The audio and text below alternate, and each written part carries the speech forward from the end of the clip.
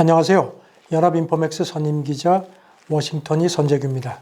2022년 5월 13일 금요일, 13일 금요일이네요. 참 월가에서 지금 인플레 얘기 계속 나오는데 이번 주는 보면은 그 인플레가 쉽지 않을 거다. 끈질긴 인플레 우리가 감내할 수밖에 없다는 그런 전망이 많이 커졌습니다. 그래서 그 파월이 그렇지 않다고 해가지고 조금 가라앉았던 그 75bp 인상 관측이 다시 이렇게 떠오르는 그런 모습입니다. 제프리스 수석 금융 이코노미스트가 CNBC 11일자에서 분석을 했는데요. 아시다시피 4월 미국 CPI하고 PPI가 모두 조금 좀 주춤하긴 하지만 예상을 다 넘었었죠. 그래서 지금 이 사람 지로는 이렇습니다. 인플레가 공산품 쪽에서는 조금 완화됐지만 서비스 쪽은 계속 지금 가열돼서 전반적으로 뜨겁다는 겁니다. 여전히. 그래서 아주 끈질긴 인플레를 노동시장이 견인하고 있다고 진단을 했습니다. 그래서 이걸 죽이는 게 아주 어려울 거다. 그리고 희망적인 그런 그 부분이 별로 없다고 조금 비관적으로 봤습니다.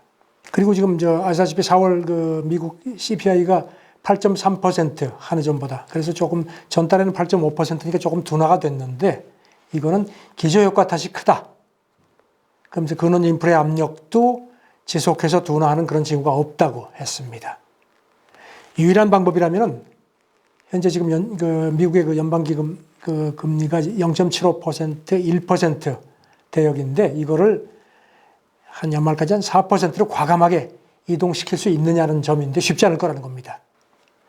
웰스파고의 그 슈마우 매크로 전략 헤드 얘기인데 4월 CPI는 연준이 인플레에 뒤처져 있는 것을 거듭 확인했다. 그래서 이 인플레 추이가 이어지면은 연준이 9월 또는 11월에 75bp를 생각하지 않을 수 없다고 자기는 본다고 했습니다. 웰스파고에 있다가 지금 그 다이내믹 이코노믹 스트래티지를 설립했죠. 존 실비아 이 사람도 같은 얘기를 했습니다. 4월 CPI가 연준이 그 인플레를 무시해온 그 수준보다 훨씬 더 지속적인 거를 보여주는 거다. 그래서 다음 달 그 어느 시점에 연준 그 당국자 누구라도 75bp 얘기만 하면은 S&P 지수가 연준이 6, 7월에 실제로 움직이기 전에도 최대한 10% 주저앉을 수 있을 거라고 봤습니다. ING도 11자 분석 자료에서요. 미국의 인플레가 지금 중고차 가격하고 휘발유값 하락 때문에 소폭 둔화된 거다. 따라서 공급망이라든가 노동력 부족, 지정학적 긴장 같은 주요 요소들이 개선되지 않으면은 그 연준의 그 인플레 목표치 2% 참 오랜만에 됐습니다.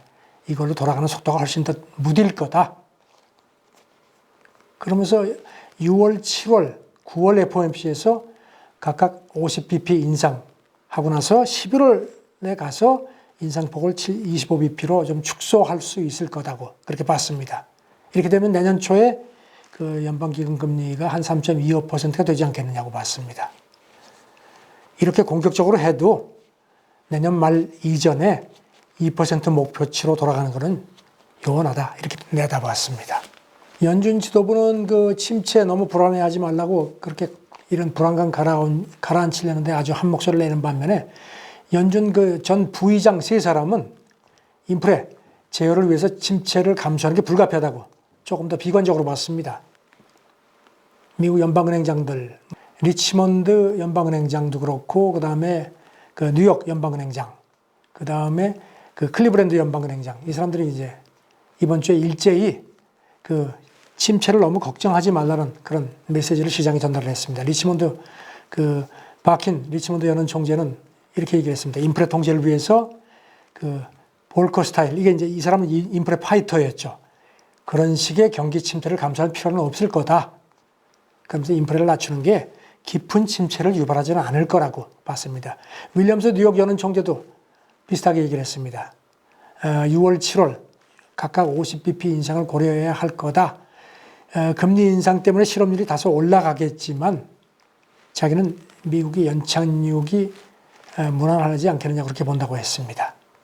그리고 또 그 월러 연준 이사도 경제가 그래도 아직은 감당할 수 있다. 그래서 지금 금리를 더 많이 올리는 게 좋겠다. 이렇게 얘기를 했습니다. 지금 그 1980년대 그 인플레 억제 때문에 그 침체가 아주 급격하게 왔는데 그런 트라우마를 갖고 있지만 당시하고 지금은 상황이 다르다. 지금은 인플레가 우리가 어렵지만 이렇게 인플레 때문에 우리가 어려움을 겪는 게 한 1년밖에 되지 않았다. 당시는 굉장히 길었다는 겁니다. 그리고 연준이 결코 물러나지 않을 거라고 이렇게 얘기를 했습니다. 반면에 그 연준 부의장을 지냈던 세 사람은 조금 더 비관적으로 봤습니다. 인플레 제어를 하려면은 경기 침체를 감수하는 게 불가피할 거다. 이런 얘기를 한 사람은 그 랜달 퀄스 전 부의장, 리처드 크랄이다. 이 사람은 지금 컬럼비아 대학 경제학 교수죠. 이 사람도 그런 얘기를 했고, 그 다음에 퍼거슨 전 부의장도 비슷한 얘기를 했습니다. 현 단계에서는 침체가 거의 불가피할 것 같다. 물론 이제 당장은 아니지만 그런 얘기를 했고요. 그리고 또 이 밖에 더들리, 이 사람도 전 연은 총재죠. 그 다음에 레커 전 리치몬드 연은 총재, 그 다음에 플로서 전 필라델피아 연은 총재도 이 사람들은 이제 이른바 그림자 연준이라는 게 있습니다. 민간 경제 학자들 모임인데요. 여기 참석을 해서 연준의 긴축 행보가 확실하게 침체를 촉발할 거다. 다만 이제 그 기간, 그게 이제 언제 올 거냐는 거는 이제 조금 지켜보자는 그런 얘기를 했습니다. 모건 스탠리의 카펜터 전략가는 이렇게 봤습니다. 지금 40년 사이 최고치를 기록한 게 인플레하고 연준의 공격적인 긴축 조치 때문에 글로벌 침체 위험이 더 커지고 있다는 진단을 했습니다. 인플레 압력 고조 때문에 지금 이제 지난 3개월 사이 아시다시피 글로벌 성장 전망이 많이 위축이 됐다. 그러면서 글로벌 침체 재료들이 모두 테이블 위에 있다고 얘기를 했습니다. 그러면서도 지난 1분기 미국 기업하고 소비자 지출이 견고했다.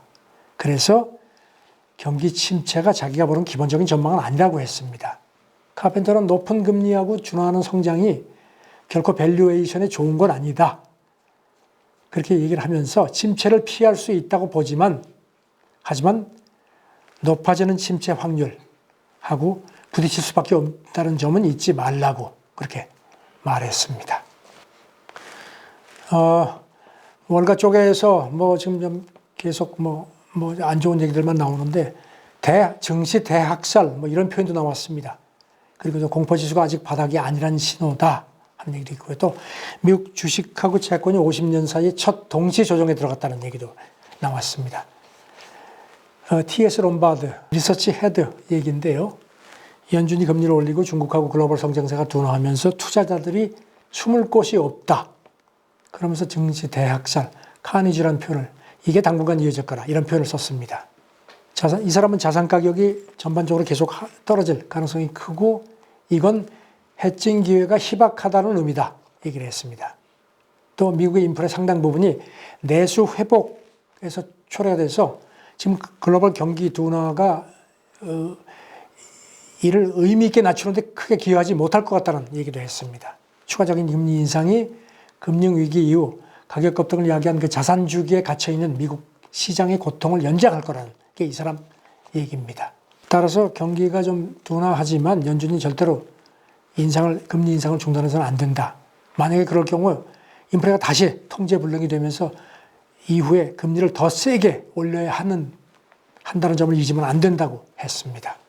데이터 트랙 리서치 공동 창업자 얘기는 월가 공포지수가 아직 증시 바닥 시그널을 시사하지 않았다는 점을 지적을 했습니다.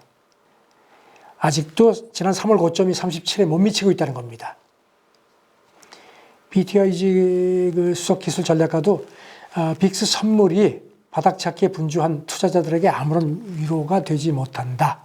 그러면서 5월물 계약이 6월물 계약에 비해서 프리미엄이 한 0.55포인트 정도 붙어 거래가 되지만 확실한 바닥 시그널을 우리가 보려면 이 격차가 더 벌어져야 한다는 게 이 사람 지론입니다. 스위스계 은행이죠. 미라보가 보고서를 냈는데요. 미국 주식하고 채권 시장이 50년 만에 처음으로 동시 조정에 들어갔다는 분석을 했습니다. 두 시장이 동시에 전년 대비 10% 이상 떨어진 게 1976년 이후 처음이라는 겁니다. 비즈니스 인사이더도 일반적으로 채권하고 주식은 거꾸로 가는데 이 두 자산이 동시에 마이너스 수익률을 내는 게 이례적이다. 그러면서 최근에 채권금리 급등, 그 다음에 인플레 고공행진 때문에 주식하고 채권이 모두 큰 압박을 받고 있다고 진단을 했습니다. LPL 파이낸셜의 그 베리 길버트 전략가는요, 채권 시장에서 안도 랠리가 나타날 수 있다. 이 와중에. 그래서 주식 밸류가 떨어지고 채권 금리가 오르면은 이게 6대4 포트폴리오, 이게 이제 전통적인 주식 채권 포트폴리오인데 이게 앞으로 전망에서 조금 긍정적일 수도 있다는 겁니다. 골드만삭스의 데이비드 코스틴, 미국 수석 주식 전략가 그 얘기인데요. 미국 주가가 당분간 높은 변동성을 이어갈 거로 봤습니다. 뭐 새삼스러운 건 아니고요. 그러면서 증시가 침체 국면에 접어들었기 때문에 그동안에는 그래도 반짝 랠리가 있었는데 그 가능성도 갈수록 희박해진다는 겁니다. 코스틴은 미국 인플레가 고점을 찍었다는 확실한 신호가 나오기 전까지는 증시가 계속 출렁거릴 거다. 그러면서 지난 3월 말 같은 그 반짝 반등을 더 기대하기 어렵다고 했습니다. 그래서 자기들도 침체 관련 전망을 하는 게 참 어렵다. 그러면서 미국 침체 가능성이 커질 경우에 금리가 내려갈 수도 있겠지만 주식 멀티플하고 주가가 추가 하락하는 걸 막기는 역부족이라는 겁니다. 그리고 미국이 운 좋게 침체를 피한다고 해도 금리가 계속 올라가면은 주가에 결국 부담이 될 수밖에 없다고 진단을 했습니다. 지금 이런 가운데 그 월가에서 뭐 여러분들 다들 관심이시겠지만 과연 S&P 지수가 얼마나 더 빠질까 이런 데 대한 걱정들이 많은데요. 이런 게 좀 나온 게 있어서 몇 가지 좀 정리를 해드리겠습니다. 모건 스탠리의 10일자 분석인데요. S&P 지수가 올해 단기간에 3,700선까지 저점을 낮출 수 있을 걸로 봤습니다.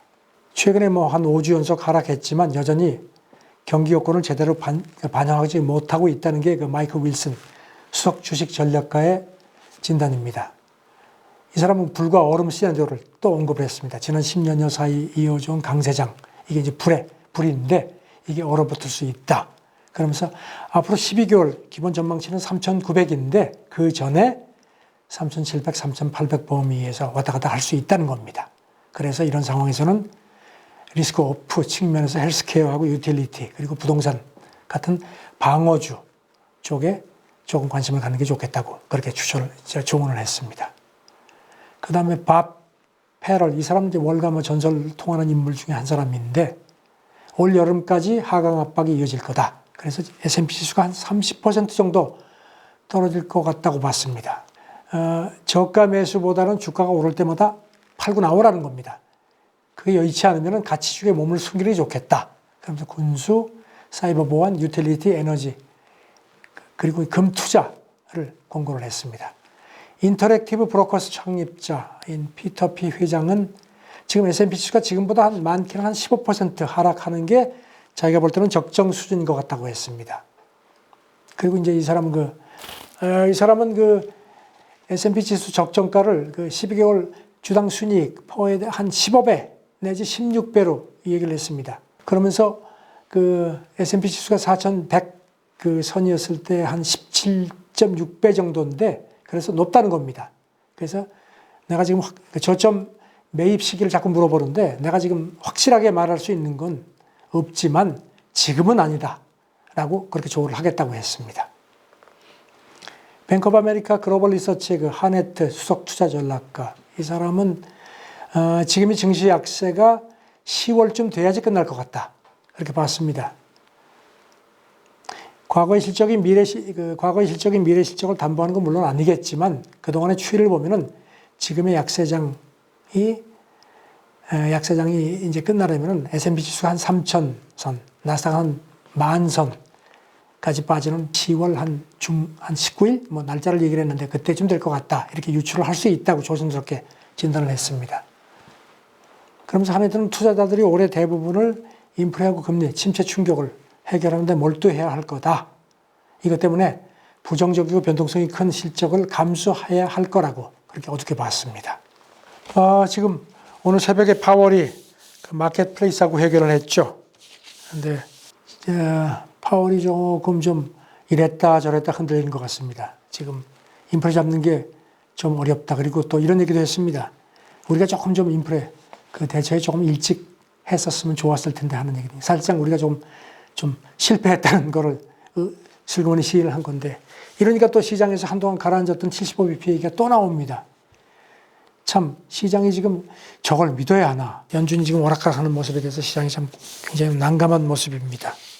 연준이 사면초가에 직면한 것 같은 모습, 이걸 보면서 연준하고 싸우지 말라는 그런 게 월가에서 그동안의 오랜 철칙인데, 야, 이걸 어떻게 더 믿고 어떻게 하나? 지금 뭐 이 정도로 지금 그 시장이 변동성이 큰 상황입니다. 이럴수록 침착하시라는 얘기밖에 할 수 없겠네요. 더 냉철하게 흔들리지 않아야 되는데 쉽지 않습니다. 참 어렵습니다. 5월 13일 금요일 제 얘기는 여기서 마치겠습니다. 감사합니다.